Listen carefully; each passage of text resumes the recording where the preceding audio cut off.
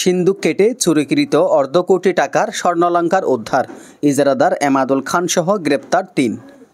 চিতলমারী প্রতিনিধির ভিডিও চিত্রে বিস্তারিত। বাগেরহাটের চিতলমারী উপজেলা সদর বাজারের নিউ মন্ডল জুয়েলার্স থেকে সিন্দুক কেটে চুরিকৃত প্রায় ৩০ ভরি স্বর্ণালংকার উদ্ধার করেছে পুলিশ।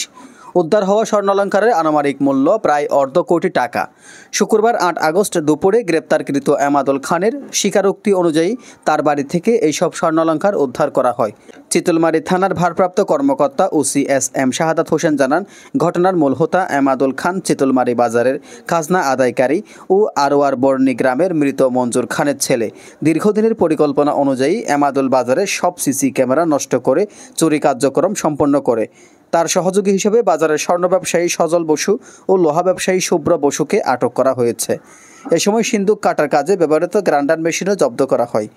৪ আগস্ট রাতে নিউ মন্ডল জুয়েলার্সের মালিক তাপস মণ্ডলের দোকানে সিন্দুক কেটে প্রায় ৪০ ভরি স্বর্ণালংকার ও নগদ ১০,০০০ টাকা চুরি হয়।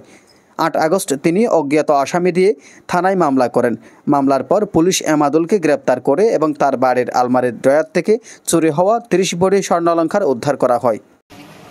তাৎক্ষণিকভাবে সদর বসু ধরার পরে সে বলে যে আমার কাছে 2 ভরি 11 আনা স্বর্ণ পাকা করেছিল। সে আমার বলছে যে স্বর্ণ সে গোপালগঞ্জ নিয়ে যাবে। আমি বলছি যে না, আমি স্বর্ণের দোকানদার, আমি স্বর্ণ পাকা করি, কারো স্বর্ণ বিক্রি করার সাথে যাই না। তখন তারে আমরা জিজ্ঞাসাবাদে এক পর্যায়ে সে প্রাথমিকভাবে অস্বীকার করে। পরবর্তীতে পুলিশ কৌশলে তার জিজ্ঞাসাবাদে এক পর্যায়ে সে স্বীকার করে।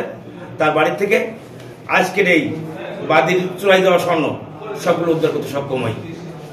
যাকে আটক করছেন এর নাম ঠিকানা, যার কাছ থেকে উদ্ধার করেছে তার নাম হলো মোহাম্মদ ইমদাদুল খান, পিতা মৃত মঞ্জুর খান, গ্রাম আড়ুবুনিয়ে। মালামাল কি তার বাড়ি থেকে উদ্ধার করেছেন? তার বাড়ি থেকে তার দেখানো মতে শোকেসের মধ্যে রক্ষিত অবস্থায় জব্দ করা হয়। দোকান মালিক তাপস মণ্ডল বলেন, এমাদুলের মতো একজন পরিচিত দোকানদার আমার দোকান থেকে চুরি করবে তা কখনো কল্পনা করিনি। স্বর্ণ ব্যবসায়ী সমিতির সভাপতি অমল কর্মকার এবং স্বর্ণ ব্যবসায়ী গোবিন্দ সরকার মনে করেন এমাদুল একা এই চুরি করেনি, এর পেছনে আরও মাস্টারমাইন্ড থাকতে পারে। বাজার ব্যবসায়ী ব্যবস্থাপনা কমিটির আহ্বায়ক মোহাম্মদ সোহেব হোসেন গাজী ও সদস্য সচিব মোহাম্মদ মনিরুল ইসলাম থানার ওসিকে ধন্যবাদ জানিয়ে বলেন, সাধারণ সভা ডেকে এমাদুলের ব্যবসা বন্ধের বিষয়ে সিদ্ধান্ত নেওয়া হবে। পুলিশ জানিয়েছে গ্রেপ্তার ৩ জনকে জিজ্ঞাসাবাদ শেষে আদালতে পাঠানো হবে। এজ নিজামুদ্দিন, ডেস্ক রিপোর্ট।